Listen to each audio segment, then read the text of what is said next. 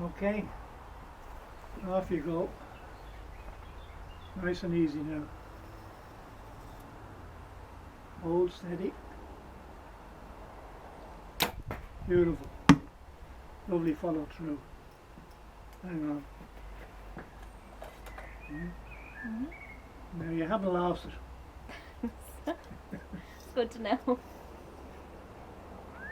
How long is it since you've been out? The last time I shot was when RT came to the house, which was March. March. Yeah.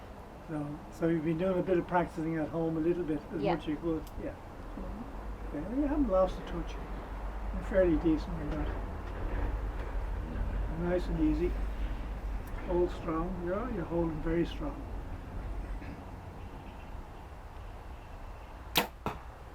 Yeah. Very good. Excellent shot. And your follow through is very good, and your line is very, very good. You're absolutely in line. So you haven't lost any of your flexibility. Yeah, but I'm just getting a pain across my back as soon as I engage my back legs. Yeah. Well, the only problem is you haven't seen your physiotherapist, have you? No, there's no PPE for that. Yeah. Well, maybe we'll go to see can we sort something like that out, okay? Okay, hold strong. Yeah, very steady. Lovely. Nice shot. You want to finish out all the arrows? Yeah, why not?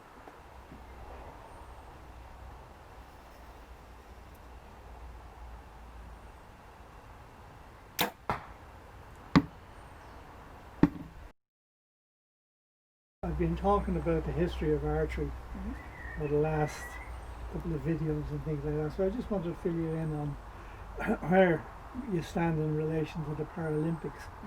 Now, we've always punched above our weight in Paralympics. Pat McLaughlin was one of the first guys to go off to the World Championships, and he became world champion. As it was at that time, it was Stoke Mandeville, but they had teams from all over Europe at that, and Pat came out on top, and very, very well, and he became a very, very good coach in relation to the schools archery. He was a coach for many of the top schools around the country. Unfortunately, Pat passed away about 2 months ago, which is very, very sad. And a great friend of mine, but a fantastic archer. He's one of the first wheelchair archers who could shoot almost a 1200 score, which is phenomenal for him and that, you know. Well, that was the problem. But we had great cooperation from the Irish Wheelchair Association, from Archery Ireland, and from Sports Ireland. We had a full backing of all those people. As you know, every time we looked for something, we always got what we were looking for because Pat had potential. Well, then we moved on. We had the next lady that came up was Grace Gohan, and she shot in the Atlanta Olympics. And again, we had cooperation from her husband, Keith. He wasn't her husband at that time, but we had Pauline as our coach manager, had me as our coach. We had Jimmy Byrne as the coordinator for the Wheelchair Association. We had Sports Council. Everybody gave us 100% cooperation. Grace went to Atlanta and finished fourth. Just missed out on the medals. And we had really very, very, very good potential there. Again, punching above our weight. And the next thing we had Sean Healy, who went to the Beijing Olympics. And Sean, only for Nicky Hamill and his cooperation with Sean Healy wouldn't have got to the Olympics. Nicky was instrumental in getting his place on the Olympic team. Sent over, gave us money to go to Holland to try out and see what he was like against international competition. And he done very well. And Sean almost got a medal in the Olympics. You know, it's like nice to remind you about the people who went before you. You know, and there should be a great inspiration to you. So, where are you in the scheme of things now after your hibernation, as they say? After my hibernation, well, I'm the reigning national outdoor champion, Irish national outdoor champion, and did very well at that competition last year. Managed to impressively get the best score in the day, and there wasn't any other para athlete. So you were up against everybody. I was, and came out on top on the day. Lovely trophy to show for it. Really? And then last year I also went to the World Championships in the Netherlands, and I got my PB. So I shot 664 out of 720, and I finished 17th at the World Championships. So just finishing, or just missing out, should I say, on getting a place to go to Tokyo, but it hasn't deterred me. I'm very determined to get there. And you had Kerrie done with you there. I did, which was great. Yeah, Came Kerrie as great. my She was coach your manager. coach manager, yeah, and worked out well. She came from Archery Ireland. She did. Yeah, so so again we got great cooperation from Archery Ireland. So it's very very good. We're right, 100% behind you all the time. That's great. So we know exactly where you are in the scheme of things. Now the problem is you had to give up. You gave up your work. Didn't have to give up your work. You were in great demand for people employing you. So I heard. Is that true? That they were devastated when you left Yes. to train for the Olympics? I left a trail behind me. I last year I focused on getting a master's. So I was training for the World Championships, and which again is another reason I'm very proud of my PB, because I was training training after finishing a day doing a full-on master's. So I'd leave my house at 6:30 in the morning. I wouldn't get home until 7 or 8 o'clock in the evening, and then I would simulate training with a safe shot attachment to my bow. So I would do that at 9 o'clock in the evening until it's time to go to bed and get up the next morning and do it all over again. So I finished my master's in August of last year, and from that point to now I focused on trying to train for qualifying for Tokyo. That's been interrupted somewhat because of the global pandemic and everything getting deferred. So from my point of view, that's one of the biggest impacts is I currently I'm not working, and also training continues on, but I was expecting to be peaking now to go and qualify for Tokyo. That meant when you were going ahead for the World Championships in Holland.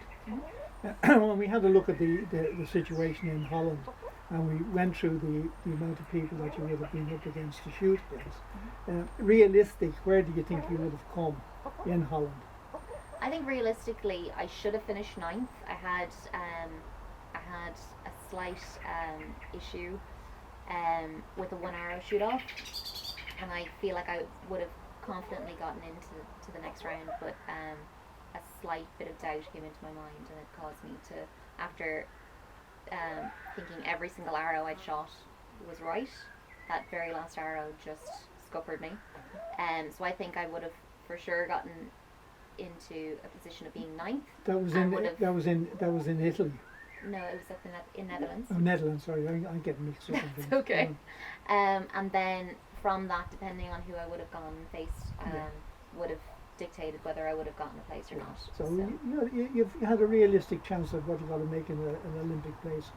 Yeah, I mean, the result on the day is disappointing when I look back. However, my performance across the whole competition was as confident as I'd ever been when I was shooting, and I feel I could have done a lot better. Yeah, well, did you find it a good thing to look at what the opposition were like and what way they were shooting? You thought that was a good exercise to see exactly where you were in the scheme of things and who you had to come up against. And it is. In Ireland, you don't get exposed to that. I mean, when I said it earlier about the national championships, I am the only person competing with a physical disability on the line, and conditions are marginally different when you're competing at a para competition. There's a little more pressure on you. Yeah. Well, that brings me back then to the training and your association with Felicity, Yes. your sports psychologist. Did you find her input into your training very, very beneficial to you? I think she's a pivotal piece of it. A very small group of people that are involved in my training, and I really believe that psychology is one of the most important things for competing. Not so much for shooting, because you learn your form from your coach. But in terms of handling competition conditions, and then also not being able to get through a certain shot, finding yourself being hindered and not understanding where it's coming from, having that 360 feedback from somebody else is really important to get to that next level of shooting. Yeah, you're not just saying that because he buys you lunch No, in the I'm pub not saying that. and things like that. Yeah. Well, no. See, if there were more wheelchair accessible facilities around the But that's country, the point of I it. wouldn't have to go for a cash Yeah, but you get a free lunch. for an appointment. You get a free lunch. That's true. And plus the psychological, what you call it, training. I know, because it's not just a professional relationship anymore. It's really important to me to have that close relationship. Yeah, that's great. And the physiology and the training. Yes. Yeah. Do you miss a sports physiologist to help you? Could you do it that? If moving on to the next part of the training for when you make. Mm-hmm. Yeah, I mean, so as a sport, it's a minority sport, especially in Ireland. And so when you see other countries who are performing extremely well, that goes hand in hand with the amount of resources they have at their disposal. Now we do very well. We're capable of competing at a high level against the best of the best, because I think there's a mental resilience there, and we're exposed to extreme weather here. To kind of compared to a lot of the warmer countries, but it's no surprise that countries that are competing at a really high level have psychology support, have physiology support, have all of those things that go along with being an elite athlete. Yeah, but what you have, as I said to you about the history of the Paralympics, we have all the time punched above our weight. And we had that great cooperation from the people like the Wheelchair Association, Sports Ireland, we had great cooperation from Archery Ireland. So like everybody is 100% behind you, and it's great credit. And when you go out to compete in competition like that, you don't feel like you're one of the people just taking part. You feel you're going into the competition that you're going to have a bit of a chance because of the backup you have from your own people. Okay, we're a little small island, but we're very strong. We're very strong in our minds, and peripheral sports are the ones that are going to win the medals, and that's the way it's going to work out. And it's lovely talking to you. I hope to see you getting back into training. Oh yeah, and for sure. I hope that in future that you'll turn up for training on time. Well, let's not listen. We're not looking for miracles here, Jim. Okay.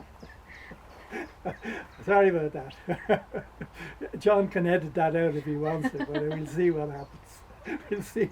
I always show up though. That's the point. You I'm do, always here. no doubt you do, and you look you look fantastic. And that's the main thing. And I'm double jobbing whenever I get here as double well, job. coaching other people.